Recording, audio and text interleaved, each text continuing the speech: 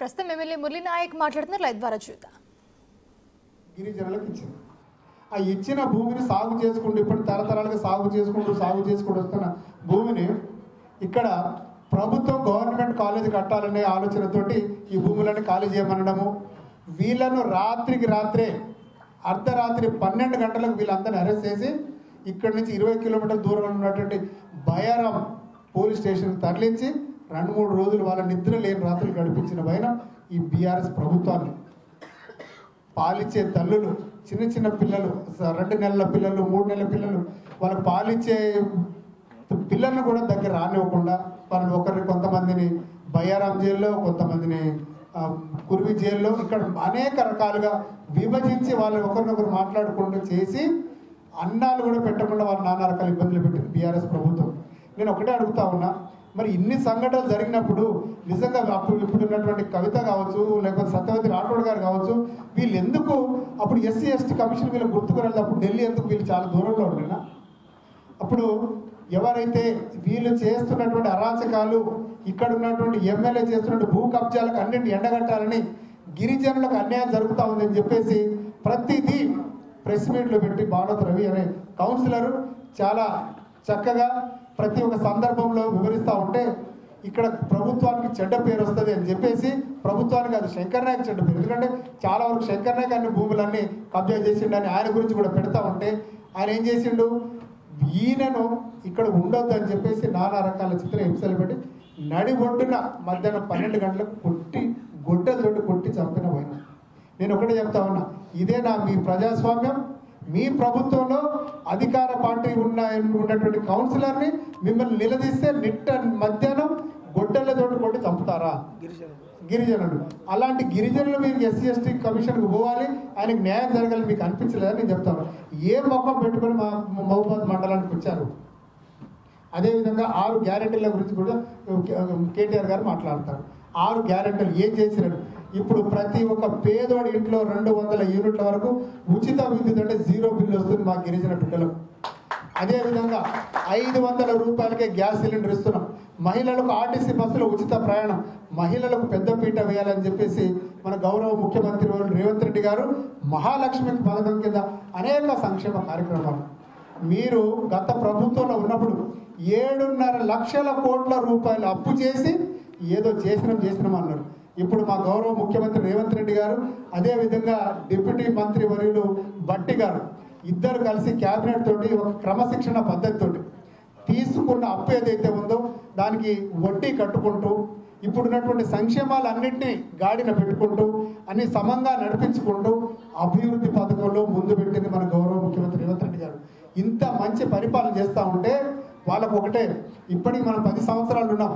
కాంగ్రెస్ ప్రభుత్వాన్ని అస్థిరత పరచాలి, కాంగ్రెస్ ప్రభుత్వం ఇంకా ముందు ఈ ప్రభుత్వం ఉండకూడదు, ఏదో ఒక రకంగా వీళ్ళని గద్దె దింపాలనే కక్ష తప్ప వేరేది ఒకటి ఏది లేదు. ఎంతసేపు మన గౌరవ ముఖ్యమంత్రి రేవంత్ రెడ్డి గారి మీద ఒకటే ఒక కోపం. ఎందుకు అంత కోపం నాకు అర్థం కావట్లేదు. అంత రేవంత్ రెడ్డి గారు అంటే ఎందుకు అంత భయం? ఊరికే ఉలికి ఎందుకు పడుతున్నారు మీరు బీఆర్ఎస్ పార్టీ నాయకులు? ఒకటే చెప్తా ఉన్నా, రేవంత్ రెడ్డి గారు ఒక్కొక్కరిని ఒక్కొక్క మెట్టు దాటుకుంటూ ఈ స్థాయికి వచ్చినట్టే ప్రతి ఒక్కరు వాళ్ళ వీక్నెస్ ఏందో, వాళ్ళ పాజిటివ్స్ ఏందో ప్రతి ఒక్కరికి తెలుసు. ఎవరిని ఎక్కడ పెట్టాలో గౌరవ ముఖ్యమంత్రి రేవంత్ రెడ్డి గారికి అందరికీ తెలుసు. ఆ భయంతోనే ముందు చూపుగా లేనిపోని అరాచకాలు సృష్టిద్దామని చెప్పేసి మన ప్రతిపక్ష బీఆర్ఎస్ పార్టీ పూర్తా ఉంది. ముఖ్యంగా ఇప్పుడు A1 రేస్ ఏదైతే ఉందో మొదటి A1 ముద్దాయి కేటీఆర్ గారు. ఎట్టి పరిస్థితుల్లో కేటీఆర్ గారికి మన జైలు శిక్ష పడడం ఖాయమని తెలిసి ఏదో ఒక రకంగా డైవర్ట్ చేయాలి, ఇష్యూను డైవర్ట్ చేసి ఆ ఇష్యూ ద్వారా లబ్ధి పొందాలని ప్రయత్నిస్తున్నాడు మన కేటీఆర్ గారు. నేను ఒకటే చెప్తా ఉన్నా, మా పేద ప్రజలు ఎవరైతే ఉన్నారో మా గిరిజనులను పావులుగా వాడుకొని నువ్వు జైలుకి వెళ్లకుండా కాపాడుకోవాలని చూస్తున్నావు. మొత్తం ప్రజలకు తెలుసు, అలాగే ప్రభుత్వానికి కూడా తెలుసు. మీరు ఎన్ని నాటకాలు చేశారో ఆ నాటకాలని ఒక్కొక్కటిగా మేము తీస్తాం. మిమ్మల్ని మీకు జైల్లో ఉన్నటువంటి చూవలు లెక్క పెట్టే బాధ్యతను కాంగ్రెస్ ప్రభుత్వం తీసుకుంటుంది. అదేవిధంగా ఇక్కడ మనకు గిరిజనులకు ఎంతో మేలు చేశాం. మేము 6% రిజర్వేషన్లు ఇచ్చాము. 6% రిజర్వేషన్ నుంచి 10% రిజర్వేషన్ ఇచ్చామని చెప్పడం జరిగింది. నేను ఒకటే చెప్తా ఉన్నా, 6% నుంచి 10% చేశారు, బేషుగ్గా చేశారు. కానీ గత ప్రభుత్వంలో 10 సంవత్సరాల కాలంలో ఎక్కడన్నా ఒక ఉద్యోగ అవకాశం ఎవరికైనా ఇచ్చిండ్రా? ఒక్క నోటిఫికేషన్ విడుదల చేసిండ్రా? పేరుకు మాత్రం గెజెట్లో 6 నుంచి 10% రిజర్వేషన్ ఉందని చెప్పిండ్రు, కానీ ఏ ఒక్క గిరిజన బిడ్డకు ఆ 10% రిజర్వేషన్ ఎవరన్నా లబ్ధి పొందిందిరా? ఒకసారి గుడ్డ మీద చేసుకొని చెప్పండి. పేరుకు 10% రిజర్వేషన్, కానీ ఏ ఒక్క ఉద్యోగ నోటిఫికేషన్ ఇవ్వకుండా మాయ మాటలు చెప్పి ప్రజలు ఉన్నటువంటి ఇక్కడ ఉన్నటువంటి గిరిజనులను ఏదో వాళ్ళకి ఏదో మేము మేలు చేశామని చెప్పుకునే మీ ప్రభుత్వం నిజంగా కూడా మీరు చూస్తూ ఉంటే చాలా బాధేస్తూ ఉంది. మా గౌరవ ముఖ్యమంత్రి రేవంత్ రెడ్డి గారిని లుచ్చా బచ్చా అని మాట్లాడతారా? అదేనా మీ సంస్కృతి? మీ సంస్కృతి? నేను ఒకటే చెప్తా ఉన్నా, మీరు ఏ రకంగా మాట్లాడుతున్నారు? మీరు సహనం కోల్పోయి మాట్లాడుతూ ఉన్నారు. సహనం కోల్పోయి జైలుకి ఎక్కడ వెళ్తామని చెప్పేసి అక్కస్తోనే కేవలం మా గిరిజన బిడ్డలను మీరు పావుగా వాడుకొని వాళ్ళు ఇబ్బంది పెడతా ఉన్నారు. అదేవిధంగా తండాలను గ్రామ పంచాయతీలు చేశారు వాస్తవంగా. ఎక్కడన్నా ఏ గిరిజన తండాల్లోనైనా ఒక్క గ్రామ పంచాయతీ బిల్డింగ్ కట్టించిండ్రా? ఎక్కడన్నా ఒక ఉద్యోగిని నియామకం చేసిండ్రా? ఎక్కడన్నా?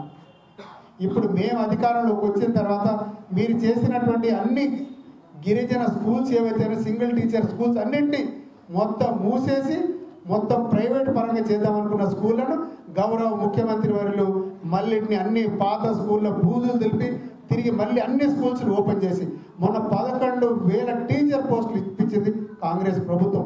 అందులో మేము మీకు 10% రిజర్వేషన్ ఇచ్చింది. గిరిజన బిడ్డలు లబ్ధి పొందిందంటే మేము వచ్చిన తర్వాత, మా ప్రభుత్వం వచ్చిన తర్వాత ఇచ్చినటువంటి నోటిఫికేషన్ ద్వారా గిరిజన బిడ్డలు లబ్ధి పొందినారు. మీ ప్రభుత్వంలో ఎన్ని ఉద్యోగాలు ఇచ్చిండ్రు, ఎంతమంది గిరిజన బిడ్డలు లబ్ధి పొందిందో ఒకసారి చెప్తారా అని చెప్పేసి ఈ పత్రికా విలేకరుల సమక్షం మిమ్మల్ని అడుగుతా ఉన్నా. అదేవిధంగా చాలామంది మీరు ఇచ్చినటువంటి తెలంగాణ గురించి మాట్లాడతారు. మానుకోట గడ్డ ఉద్యమానికి అడ్డ. ఇంతకుముందు గతంలో మనకు ఉమ్మడి ఆంధ్ర తెలంగాణ రాష్ట్రం ఉన్నప్పుడు అప్పుడు జగన్ రాళ్ళేసి కొట్టింది వాస్తవం. అప్పుడు జనాలు తిరగబడ్డారు. కానీ ఇక్కడ ఉన్నటువంటి 1,200 మంది పేద విద్యార్థులు ఎవరైతే ఉన్నారో ఆత్మాహుతి బలైపోతే మన కన్న తల్లి లాంటి తల్లి సోనియమ్మ దయ తెలిసి ఒకవేళ కనుక తెలంగాణ రాష్ట్రం ఇవ్వకపోతే పిల్లలందరూ చనిపోతారు, ఉద్యోగాలు వస్తే రావు, కానీ వీళ్ళు పాపం ప్రాణ త్యాగాలు చేసుకుంటూ ఆత్మహత్యలు చేసుకుంటున్నారు, ఈ బలిదానాలు ఆపాలి అని చెప్పేసి ఒక పెద్ద మనసుతోటి ఆ రోజు ఉభయ లోక్సభ రాజ్యసభల్లో మొత్తం అందరినీ బతిలాడి, ప్రతిపక్షంలో ఉన్నటువంటి బీజేపీని కూడా బతిలాడితే అప్పుడు తెలంగాణ తల్లి సోనియమ్మ మనకు తెలంగాణ రాష్ట్రాన్ని ఇచ్చింది. ఆ ఘనత మన తెలంగాణ ఇచ్చిన రాష్ట్రం తెలంగాణ రాష్ట్రం మన గౌరవ సోనియమ్మ గారు ఇస్తే మీరు అందులో 10 సంవత్సరాలు ఏకతాటిగా బంగారు తెలంగాణ చేస్తామని చెప్పేసి ఇక్కడ ఉన్నటువంటి బీసీలు ఎస్సీలు ఎస్టీలు అందరికీ ఎగనామం పెట్టేసి నానా రకాల చిత్రహింసలు పెట్టి ఏ ఒక్క పేదోడికి ఉద్యోగ అవకాశాలు రాకుండా చేసింది మీరు. నీళ్లు నిధులు నియామకాలు అన్నారు. వచ్చిన నియామకాలు ఎవరికి? మీ సొంత కుటుంబంలోనే నీ కొడుకు ఉద్యోగం ఇప్పించినావు, నీ బిడ్డకు ఉద్యోగం ఇప్పించినావు. బిడ్డ ఎంపీగా ఓడిపోతే మళ్ళీ ఎమ్మెల్సీకి ఇచ్చినావు. అంటే బిడ్డ ఒకసారి ఓడిపోతే 5 సంవత్సరాలు ప్రతిపక్షంలో ఉండలేదా? మళ్ళీ ఆమెకు ఎమ్మెల్సీ ఇప్పించినావు. అదేవిధంగా అల్లుడికి మినిస్టర్ ఇచ్చినావు. ఇదే రకంగా నీ సొంత ఇంటికి అదేవిధంగా నీళ్లు కూడా మీ సొంత ఫామ్ హౌస్కే నీళ్ళని మళ్లించుకున్నావు. కానీ ఏ ఒక్క పేదవాడికి ఒక గుంట నీళ్లు కూడా మీరు పారనివ్వలేదు. ఇన్ని రకాల ఇబ్బందులు పెట్టి శ్రీశైలం ప్రాజెక్టు కేవలం దేని కొరకు కట్టిందండి? మీ ఏటీఎం కార్డు కొరకు కట్టుకున్నారు. మీ కాళేశ్వరం ప్రాజెక్టు కట్టింది మీరు కేవలం మీకు ఏటీఎంగా పనికి రావడానికి మీరు కాళేశ్వరం ప్రాజెక్టు కట్టుకున్నారు. కట్టిన ప్రాజెక్టు నువ్వే ఎక్కడో తుమ్మిడి హట్టి దగ్గర కట్టాల్సిన ప్రాజెక్టును తీసుకొచ్చి నీ సొంత లాభం కొరకు చాలా కింది కట్టేసి ఆ అన్నారం బ్యారేజ్ మొత్తం కొట్టుకోపోయి దేనికి పనికి రాకుండా అయిపోయింది ఆ ప్రాజెక్టు. లక్షల కోట్ల రూపాయలు పేదోడు కష్టపడి కూలి పనిచేసి చెమటోడ్చి సంపాదించి కట్టినటువంటి ట్యాక్సుల ద్వారా కట్టినటువంటి ఆ డబ్బును ఎంత దుర్వినియోగం నీటి పాలు చేసింది మీరు కాదని చెప్పేసి నేను మరొక మారు తెలియజేస్తూ, ఇదే విధంగా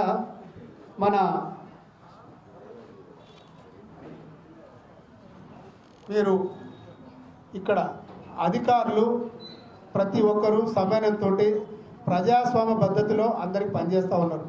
అలాంటి అధికారులను రెచ్చగొట్టి వాళ్ళ మీద మీరు భౌతిక దాడులు చేసి ఇది ప్రభుత్వ పరంగా ప్రభుత్వ వైఫల్యం అని చెప్పేసి మీరు లేనిపోని మాటలు చెప్తా ఉన్నారు. నేను ఒకటి చెప్తా ఉన్నా, అధికారులు అంటే ప్రభుత్వం పాపం అధికారుల మీద మీరు చేయి చేసుకొని ఒక ఐఏఎస్ ఆఫీసర్ అంటే మామూలు ఎంత కష్టపడి చదివితే ఐఏఎస్ ఆఫీసర్ అవుతాడు ఆయన మీద కూడా చేయి చేసుకొని నిజంగా కూడా మీరు జైలు నుంచి తప్పించుకోవాలని చెప్పేసి మీరు అధికారుల మీద చేయి చేసుకోవడం అనేది దీంట్లో మొదటి ముద్దాయి కేటీఆర్ గారే. ఏదో ఒకరోజు కేటీఆర్ గారు జైలుకి పోతారు, జైల్లో ఉన్నటువంటి జోలు లెక్క పెడతారని మరొక మారు తెలియజేస్తూ ఇంకొక మారు మా గిరిజనుల జోలికి ఎవరన్నా వస్తే ఇవాళ జరిగినటువంటి శాస్త్రం మీకు ఎల్లప్పుడూ జరుగుతుంది. మీకు ప్రజలలో మీకు బలం లేదు, ప్రజలు మిమ్మల్ని ఆదరించట్లేదు. ఎక్కడికి పోయినా కూడా ఎంతసేపు మీరు ఏదో ప్రెస్ మీట్లు పెట్టి ఏదో ఊకదంపుడు ఉపన్యాసాలు ఇచ్చుకుంటూ మేము ప్రతిపక్షంలో ఉన్నా కూడా మేము చేసిందే కరెక్ట్ అని చెప్పుకోవడం ప్రజలు మిమ్మల్ని హర్షించట్లేదు. అందుకే మిమ్మల్ని చిత్తుగా ఇక్కడ ఉన్నటువంటి ఉమ్మడి వరంగల్ జిల్లాలో కావచ్చు, ఉమ్మడి నల్గొండ జిల్లాలో, ఉమ్మడి ఖమ్మం జిల్లాలో డిపాజిట్లను గల్లంతయ్యే విధంగా ఇక్కడ మా గిరిజన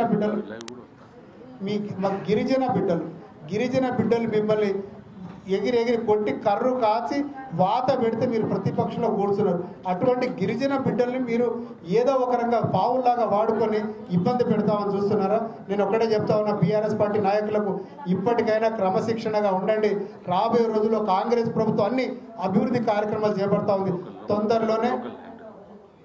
తొందరలోనే ఇక్కడ అనేక సంక్షేమ పథకాలు, ఇందిరమ్మ ఇల్లులు కూడా మేము ఇప్పిస్తాం.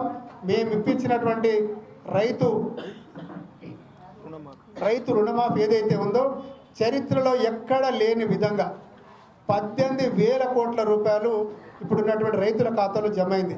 ఆ 18,000 కోట్ల రూపాయలు దేశ చరిత్రలోని ఏ రాష్ట్రం చేయనటువంటి సాహసోపేతమైన చర్యను కాంగ్రెస్ ప్రభుత్వం తీసుకుంది. కొంతమందికి జరగలేదు. అది కూడా ఇంకా నెల 15 రోజుల లోపల మిగతా 13,000 కోట్ల రూపాయలు అది కూడా మీకు ప్రభుత్వం ఈ పేద రైతుల ఖాతాలో జమ చేస్తుందని చెప్పేసి, అదేవిధంగా ఇక్కడ స్థానికంగా మనకు తెలుసు 551 సర్వే నెంబర్ ఉంది. 551 సర్వే నెంబర్లో దగ్గర మనకు 2087 సర్వే నెంబర్, 551 సర్వే నెంబర్లో కనీసం మనకు 2,500 ఎకరాలు ఉన్నాయి.